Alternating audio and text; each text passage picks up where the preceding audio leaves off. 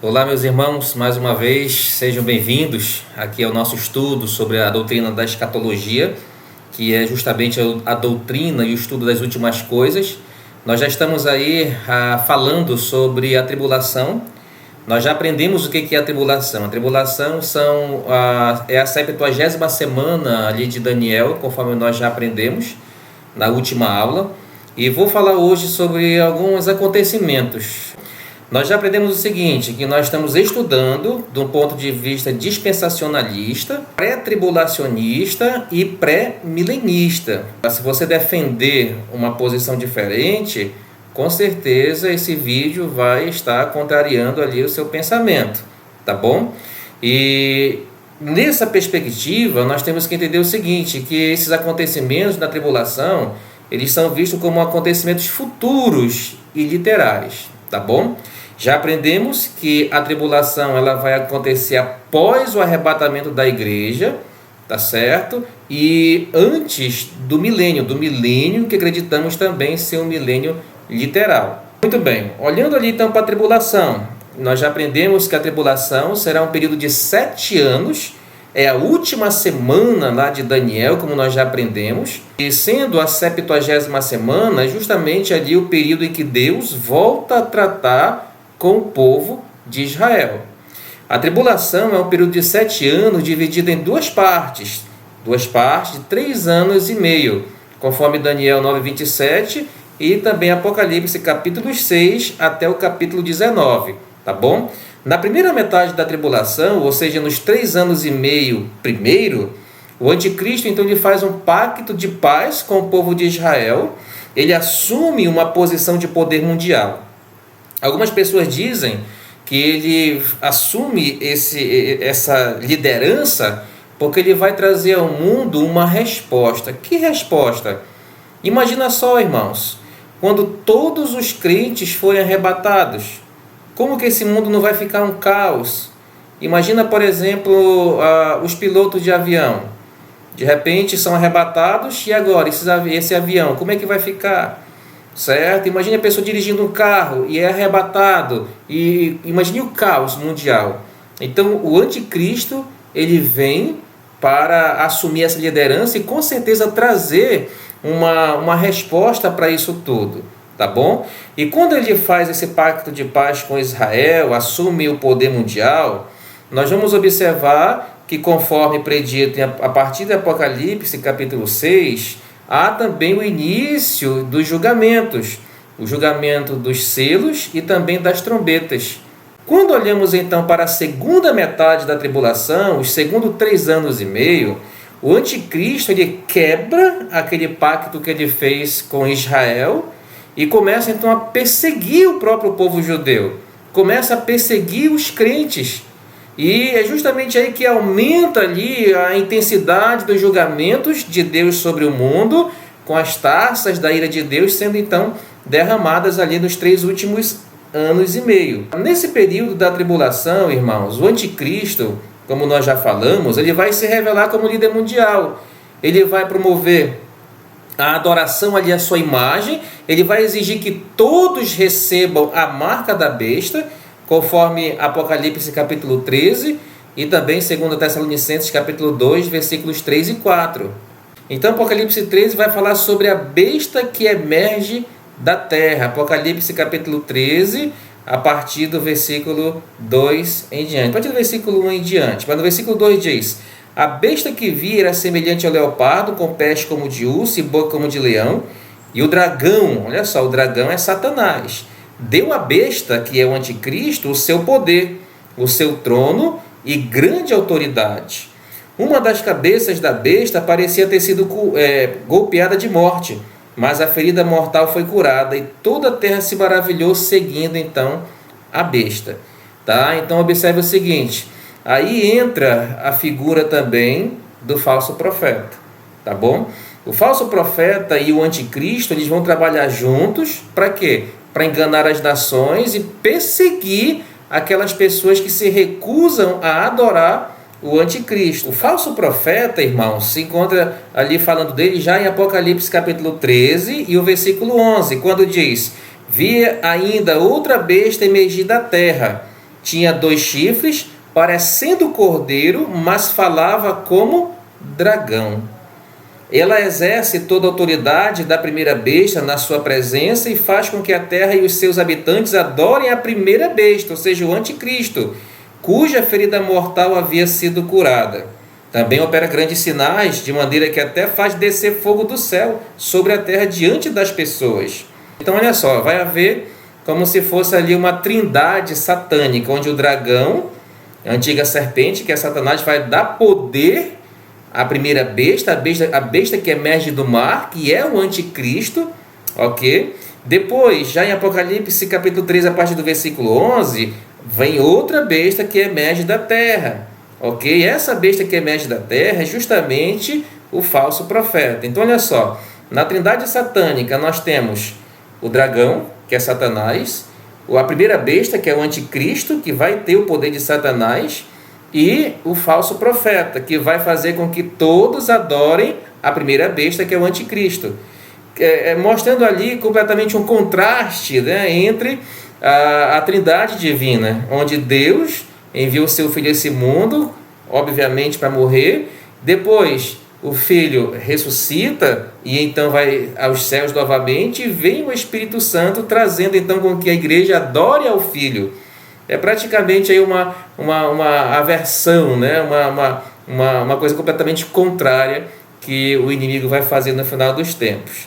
Tá certo, irmãos? Então veja que aí o anticristo e o falso profeta, eles vão trabalhar juntos para enganar as nações e perseguir aquelas pessoas que se recusam a adorar a eles. Observamos também aí na questão da tribulação, irmãos, que durante a tribulação, principalmente na grande tribulação, na segunda metade, os judeus eles vão ser perseguidos, vão ser realmente ali, severamente perseguidos. E muitos naquela ocasião vão voltar para Jesus como Messias. Recentemente o irmão perguntou: pastor, vai ter salvação na tribulação? Vai. Lembra, as pessoas ainda estarão aprendendo sobre Deus.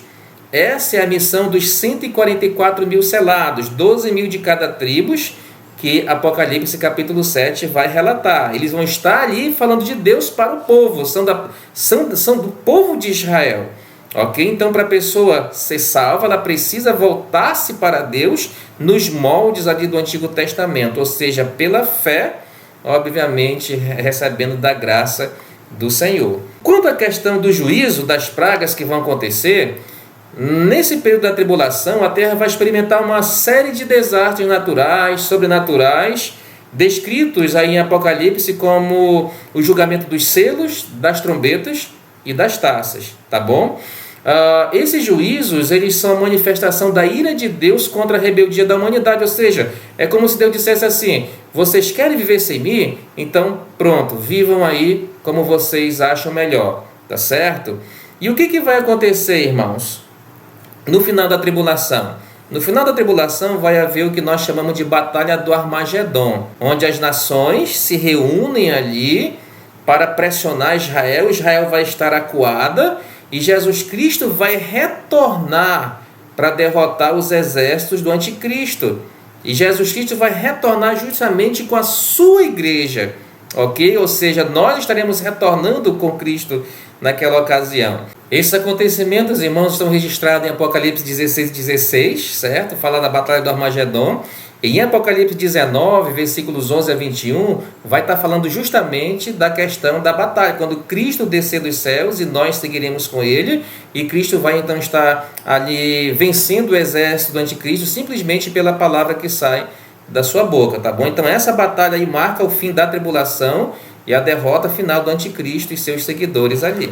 Falando mais especificamente sobre a besta, a primeira besta, que é o anticristo, a segunda besta, que é o falso profeta, nós vamos entender o seguinte, irmãos, que tanto a besta e o falso profeta são figuras nos eventos lá da tribulação, tá certo?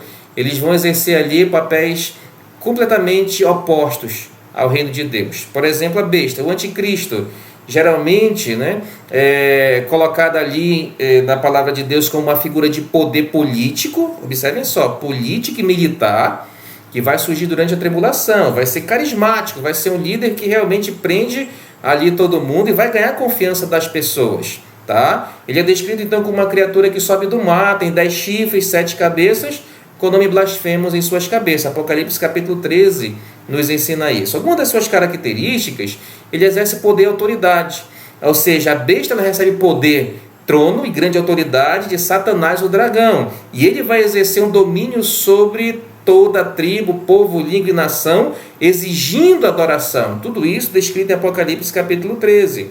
Ele vai fazer guerra contra os santos, ou seja, as pessoas que se converterem durante a tribulação, é dito em Apocalipse capítulo 13 que a besta vai vencê-los ali, tá, temporariamente. E outra coisa interessante, vai haver falso milagre sobre ele, trazendo ainda mais admiração sobre ele. Porque em Apocalipse 13:3 diz o quê? Diz que ele vai receber uma ferida mortal, mas que ela vai ser curada. E isso vai causar não somente admiração, mas muitos irão adorá-lo por causa disso. Ok? Então, nesse entendimento, irmãos, dispensacionalista e pré-milenista, a besta é uma figura histórica que vai se levantar no futuro, ok? Vai ser um líder global e vai personificar, essa é a palavra, personificar o mal, se opondo a Deus. Depois, na segunda metade da tribulação, ele vai exigir ser adorado como se fosse o próprio Deus. Então, ele também estabelece um governo mundial e controla a economia das regiões, né, dos povos ali, forçando então as pessoas a receberem a marca da besta. E quanto à questão da marca da besta, irmãos, é justamente isso que eu quero falar um pouquinho aqui, porque as pessoas geralmente perguntam o que será e tem medo da marca da besta, né? As pessoas elas têm medo até de estarem ali tirando os seus documentos. Por quê? Porque acreditam que estarão ali fazendo parte justamente dessas pessoas que receberam a marca. Aí uns perguntam, um tempo desse surgiu aí na internet a questão de colocar no pulso um chip, microchip do tamanho de um caroço de arroz na testa e tudo mais. Outros dizem que a gente não pode ter nem código de barra em casa, né? Porque aquilo ali é a marca da besta se você for somar e tudo. E antigamente eu lembro, uma vez alguém disse que a TV, quando foi lançado, estava nos lares dos crentes ali, as pessoas diziam que a TV era a besta, né, que estava na nossa casa, só porque tinha as duas antenas, né, que faziam a marca do chifre, né? Então veja, isso aí é crendice popular e com certeza um analfabetismo bíblico em relação a isso, ok? Mas a marca da besta, lembra só, é para a época da tribulação, não é para nós.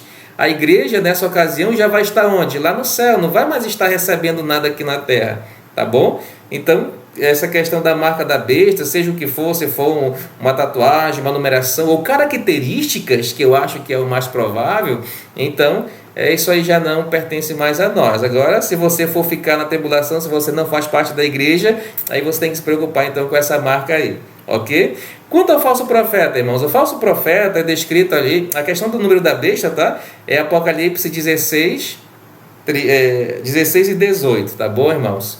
Vamos lá. Quanto à questão do falso profeta, o falso profeta ele é apresentado como a segunda besta, Apocalipse 13 e 11, que nós já lemos. Sobe da terra, com 2 chifres, como cordeiro, fala como dragão, ele atua como um líder religioso, promovendo a adoração à besta, ou seja, ele vem para servir, para levar o povo a adorar o anticristo, tá bom? O Apocalipse capítulo 13, versículos 11 a 18 nos ensina isso. Esse falso profeta, ele vai trazer um engano religioso, ele vai realizar grandes sinais.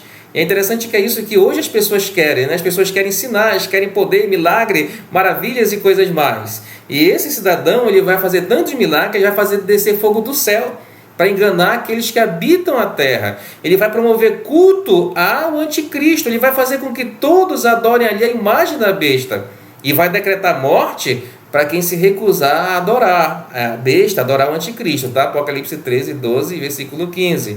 E ele vai ser aquele que vai introduzir essa marca da besta, tá bom? O texto diz, né, na mão direita ou na testa, que vai permitir que as pessoas só comprem ou vendem se tiver essa marca, ou seja, aqueles que não têm a marca da besta vão ser excluídos da economia global, tá bom, irmãos? Então veja, o falso profeta ele é visto então como uma figura de autoridade religiosa, uma figura de autoridade espiritual que vai apoiar o anticristo, usando milagres ou falsos milagres, e vai convencer o mundo de que realmente ele vem de Deus e vai ter que seguir o anticristo para isso, tá certo? Ele vai criar um sistema religioso global unificado, que é ali a preparação do ecumenismo existente, já se preparando, né, para estar ali recebendo essa única religião, e vai ser centrada na adoração do anticristo.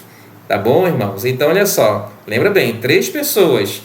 Satanás, o dragão, vai dar poder à besta, que é o anticristo, formando aquela trindade que eu falei agora há pouco. Vai ter a besta, que é o anticristo, essa figura política e militar que vai liderar um governo global e vai exigir adoração.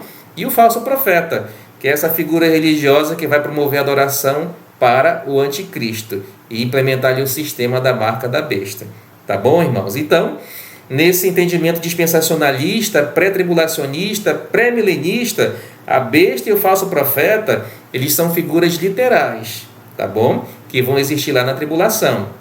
Eles vão trabalhar em conjunto ali com o falso profeta, promovendo a adoração ao anticristo, estabelecendo esse sistema econômico e religioso, que todos vão ser obrigados a se submeterem no domínio do anticristo.